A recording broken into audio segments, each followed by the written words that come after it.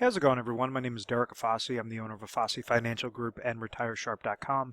Today's topic, I want to discuss with you guys how do annuities work for retirement and how to avoid a lot of the most common mistakes that individuals make with assuming that an annuity product is better than what it might be displayed as or might be pitched as to an individual. So I'm going to go through a couple different topics and try to expose and then talk about some positives regarding annuities, what happened with old school annuities, and kind of what are the more of the newer school annuities, the innovations of annuities, and how someone could leverage that, for their specific retirement income needs or safe, consistent retirement growth needs. So let's get started. Basically, lifetime income and safety, not growth, is the first segment that I talk about.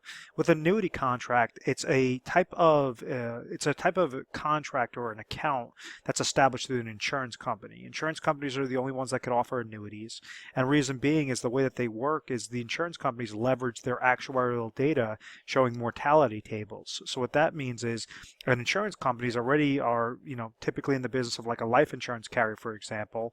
An individual would purchase life insurance with that risk of dying too soon. So they would take premium dollars, pay either on a monthly basis, quarterly basis, annual basis, pay it into a plan to understand that there's going to be a lump sum death benefit that will get paid out to their beneficiary in case they did not suffice X amount of years. So with life insurance, an individual could have life insurance for their entire life, known as permanent life insurance, or they could have it for a term duration of time, meaning they're placing small premium dollars in there. And then ultimately, whenever they pass away, during that time frame that they have the coverage, that amount of money, that benefit is going to be paid out a lump sum. So that was the starting concept of an annuity, is to try to figure out that life insurance aspect, but in reverse order. So what happens is typically an individual takes a lump sum dollar amount, they place it in with an insurance company, and then the insurance company is going to compute and provide lifetime income based upon what that lump sum dollar amount is. So if someone goes and has $100,000 and let's say that they're 60 years old, well, rather than guess how much money they could receive for income so that they do not outlive this money, someone might take this guess and say, okay, I'm going to try to pull out, $5,000 per year from my account. I'm going to leave it completely liquid in cash, and, this should at least last me for the next 20 years. Well, mortality rate speaking, that might be a problem, especially if you have family members that lived in their 80s. Also, technological advances are showing individuals living to 87 years old, 91 years old, depending upon if you're male or female. If you're married, well, then those statistics go up higher. So these are the different concepts on why an individual could leverage an annuity contract and say, okay, if I go to a company, I could go to the best insurance company in my particular area that's offering the top cash flow percentage. That would say, okay, $100,000, maybe they could receive $7,000 of income for the rest of their life.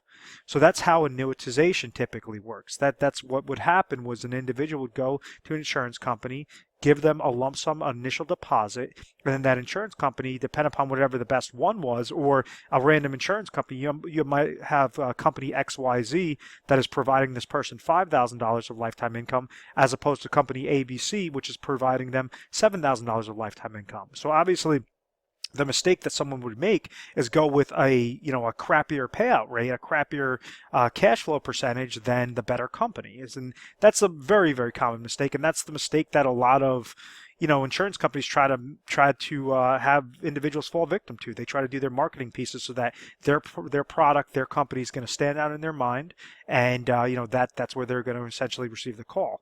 With the basic types of annuity contracts, you could leverage it specific to your age, specific to what your goal is of either immediate income, deferred income, etc. So just always be mindful of that each carrier is going to be bidding on your business, and there's going to be a handful of carriers that are going to be really good for your specific situation. Don't fall into the trap of just going into a random company. So in this example, let's say that the company, ABC is giving them a 7% cash flow, meaning a $100,000 deposit is going to give them $7,000 per year for the rest of their life. So if they live into their 80s, their 90s, their 100s, $7,000 will still be paid, to that individual each and every year, each and every month, depending upon the terms of that contract. Now, the downside to how annuitization works is this individual is surrendering all their monies. So when old-fashioned annuities, yes, they would give that person peace of mind that they could never outlive that income stream. But what do we have? We have beneficiaries. We have loved ones that we might want to leave these monies to make sure that that's maximized. And this is where the shift has taken place. This is where the innovation of income riders came into play to state, well, rather than the old sorts of annuities that $100,000 would go to the insurance company's paying $7,000. Let's say the person lives for the first year, lives for the second year, and then passes away. Well, with those old sorts of contracts, we could deduct $14,000 from the original $100,000 deposit, and $86,000 is now pure profit to the insurance company. They got to leverage this $100,000, make money off of their money, and also receive a huge net net amount off of what they didn't pay out. So this was the problem. This is where people, got frustrated. And they said, this is ridiculous. These insurance companies are making money hand over fist with this annuitization strategy. So then in the early 2000s, when you had the implementation of income riders, what they allow you to do is have somebody go to a company, maybe they're receiving, a 6.5% cash flow through the form of an income rider, with this $100,000 deposit, receive lifetime income of $6,500. But if, let's say, they live the first year, they get $6,500. Live the second year, they get $6,500. $13,000 came out of that account. That account value is now sitting at $87,000 if everything else is equal. Now, when that person passes away, the beneficiaries could receive that $87,000. They actually allow them to control that account value. So when you go and you could structure annuity contracts, you're leveraging the insurance company that utilizes their actuarial tables. They utilize the law of large numbers to be able to provide this individual lifetime income dependent upon their age and dependent upon their deposit. So the insurance company is making their calculation on the back end to then say, okay, this is our cash flow percentage. If you go and want to trigger income immediately, well, maybe we're going to give you a 6% cash flow, but if you wait 5 years, well, then we're going to give you an 11% cash flow. So the longer you wait, the longer that the insurance company could have your money before they start actually paying money off of their books. And that's why they're trying to incentivize you guys to either, if you're going to deferred income annuity or just go into immediate annuity, those are going to be different variations, different, cash flow percentages. And it's all about figuring out what the cash flow is. So the most common types of annuity products, or at least why someone wants to leverage annuities, is for that lifetime income play, because they know they can't do it on their own. They don't have the law of large numbers with just themselves. They could leverage, it's just a big game of leverage. If somebody has, $500,000 in retirement savings and retirement assets, and they only need to receive, $10,000 of income, well, maybe that's only going to cost them $100,000 out of their $500,000. They don't have to leave their money at chance. They don't have to leave their money at risk with mutual funds and just hope that they could siphon out $10,000 each year from their full $500,000 account. They're segmenting a portion of it that's being purchased with an annuity contract, whether that's qualified retirement accounts such as through 401k monies into IRAs, or non-qualified money such as cash, from the sale of a business, from the sale of a home. You don't have to use your full dollar amount. You only want to use the smallest amount and only as much as necessary to accomplish that income goal. You could also have it on a safety play, meaning that, let's say if somebody likes the concept of indexing strategies where they have an IRA account that's tied to mutual funds, they have mutual fund related fees, they have advisor fees that they're paying each and every year, they're susceptible to downward market loss, and they want to eventually pull income from this account, well, you could set up specifically designed fixed index annuity contracts that allow you to eliminate the mutual fund related fees, advisor fees, downward market loss, and then anytime that the market goes up and you receive a credit into your account, you could actually leverage that credit as income for that year so that you're not dipping into your principal. So that's a way that you could do the safety. Over here, I say not growth. The biggest misconception is individuals think that they could get these astronomical rates of returns with annuities. And this is where variable annuities came into play. And I hate variable annuities because when you actually look under the hood of variable annuities, you have so many hidden fees in the prospectus, in the 300-page prospectus, that you're able to expose. I mean, I've seen as bad as 8% in fees in a given situation where you have, mutual fund related fees, you have variable annuity related fees, you have advisors still tacking on advisor fees, brokerage accounts. It's just a complete mess. And yes, you could still provide lifetime income off of those accounts through income riders, but typically it's not going to be as attractive as a newer, innovative hybrid annuities using FIAs with income riders. And that's typically what I like to talk about in my, a lot of my videos, because I just think you guys should have the most control and should really have a worst case scenario in your back pocket. Worst case scenario with a variable annuity, if it's a crappy variable annuity, you could lose all your value, you could lose all your money. There's nothing left to your beneficiaries. So when you're preparing for the worst on an FIA or with hybrid annuities that are specifically designed, well, yes, it's going to give you the potential for growth. It's also going to give you that potential for that lifetime income. Now, you're not going to get astronomical growth. You might get in a given year, you could get a double-digit gain, but typically it's going to average between 3 to 7%, depending upon how good of a contract it is. When interest rates increase, ultimately cap rates on index annuities are going to increase as well because it's tied to the 10-year treasuries. So there's a whole slew of combinations they just want to make sure, but it's not set up as a growth product. If interest rates rise, possibly it could be a good growth product, but and with this current low interest rate environment, people are seeing problems with that, and they're only getting that safe, consistent rate of return, understanding that they're not going to lose value when the market goes down, but they'll still be able to gain when the market goes up. And those specific accounts, you could set them up on a fixed interest rate known as a MYGA, like a fixed annuity, which kind of acts like a bank CD. You're giving X amount of thousands of dollars to the insurance company, and they're providing you a fixed interest rate year by year. You don't have to trigger lifetime income on those types of accounts. Just like fixed index annuities without income riders, you don't have to trigger income riders on. You don't have to trigger lifetime income on those accounts. Same thing with variable. Any sort of annuity contract, you could essentially do that with, except for like immediate if you're looking to trigger out that life-only income. So just be mindful of that. You could either attach the bells and whistles onto it, or you don't have to. You could also attach death benefit riders onto it, or you don't have to. So there's all flexibility on creating a specific plan to see whether or not it might work for your retirement or not. Now, some of the biggest problems are the misconceptions with some of these annuity contracts is regarding bonuses, guarantees, etc. What you have is these income rider accounts, and these marketing plays that these companies do are ridiculous, and it's horrible because people fall victim to it. We also have a radio show, and I constantly talk about do not get exposed to annuity contracts, to the wrong annuity contracts. All because a company's giving you a 7% guarantee on a lifetime income rider does not mean that this is actually a good contract. It could be a really piss poor, excuse my language, it could be a piss poor contract if their lifetime income, if that cash flow percentage does not check out.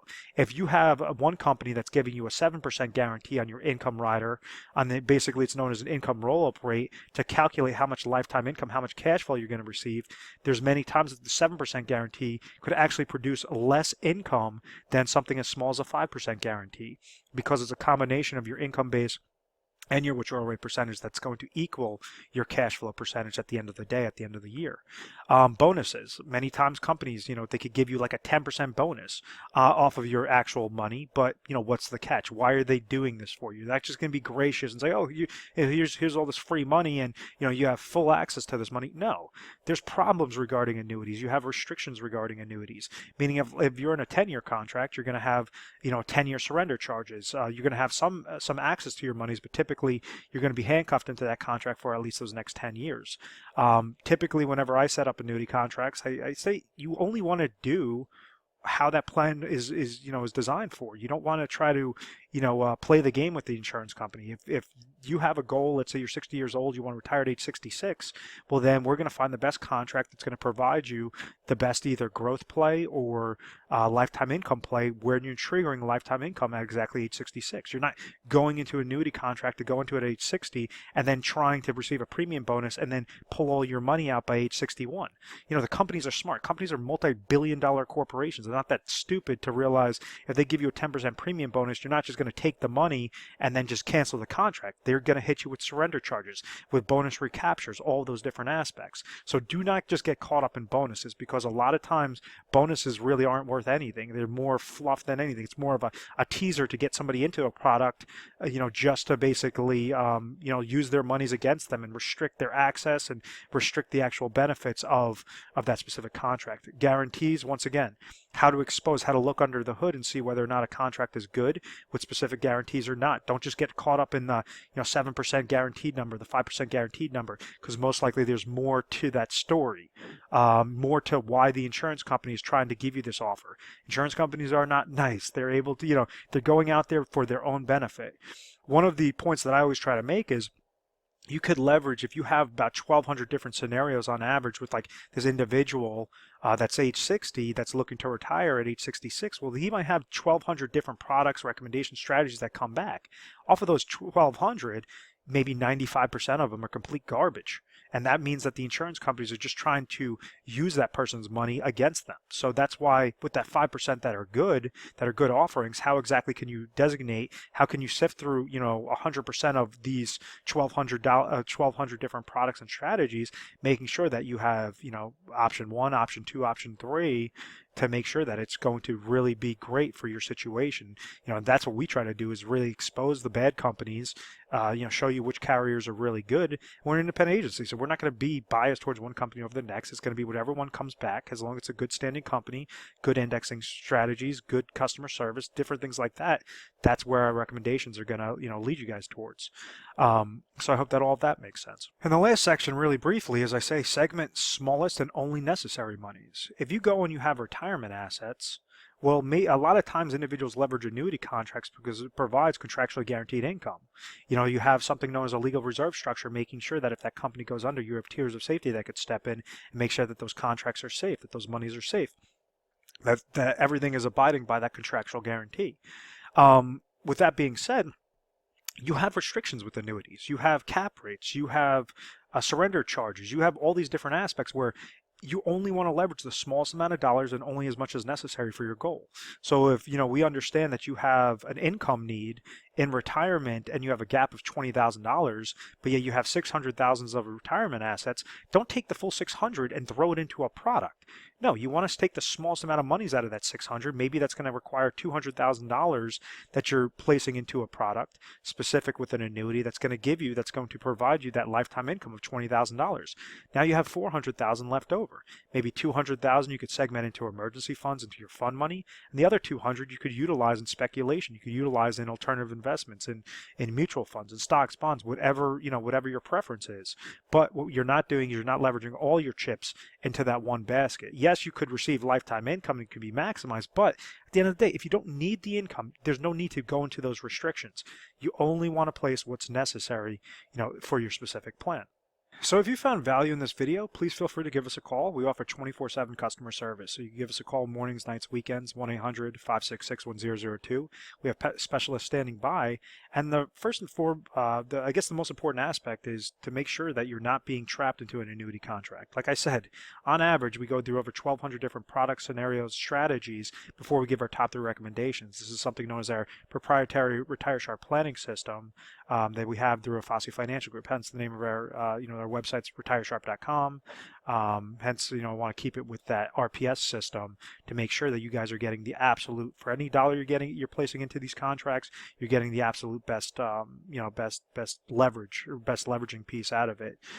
So with that being said, there's many times annuities are not correct for an individual situation. And that's what we try to do, is we try to let you know whether you can leverage an annuity. If you want to know the intricate details of it, we have access to every carrier in your particular area. So we work on a national basis, and we are A+ rated on the Better Business Bureau. It's because we try to give very honest feedback and educate you guys. We have a lot of free reports, free ebooks to help you guys get further acclimated. We create personalized reports, personalized videos for you guys, so that you guys could really understand what you have, what you need, and we'll be there to try to help you out. So I want to thank you very much for watching this video. Please feel free to subscribe to our YouTube channel, Retire Sharp, so you can have access to the most updated videos. Thanks so much, guys.